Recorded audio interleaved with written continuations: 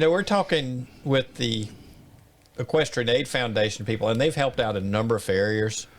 And that's part of my deal with the IAPF is farriers that are in trouble. And joining us this week on the show is Emily Cleland, the Director of Communications for the Equestrian Aid Foundation. Thank you very much for joining us.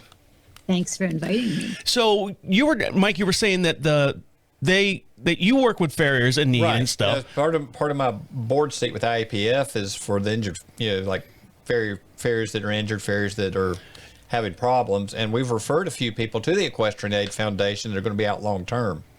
Most of the time, a farrier will get up and get going as quick as possible, a lot quicker than the doctor ever says. Well, that's where I was kind of leaning with my devil's advocate thing. I've got to tell you, we have seen so many farriers this year. I mean, and farriers, like, they don't just get like a little bit hurt or a little bit sick. It's, I mean, they get banged up. So Mike, whether those are coming from you, or whether it's just been a really tough year for farriers, I don't know. But we have, it seems like farriers and braiders have been two occupations that we've seen a lot of this year. And to your point that, sometimes people need longer term care. And, sadly, while we envision our grants as, helping people through the crisis period till they're back to work.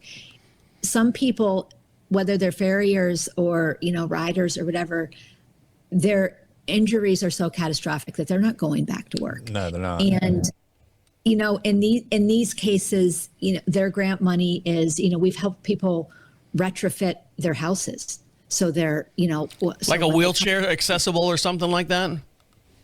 Yeah. These people are, so with them, we're not, we're giving them financial support while they're figuring out the next steps of, what this altered life is going to look like in general. And when she went through the responses, she found that 50% of equestrian professionals don't reliably make a profit. And on top of that, 60% don't invest in any type of retirement or savings. And I think that those stats and her whole piece just so informs the necessity of EAF's mission, because we tend to think, people who have horses are, they're wealthy, but it's the majority of trainers, even at the very top levels, they're hardworking and they're working 6 to 7 days a week, and they are not raking in obscene amounts of cash.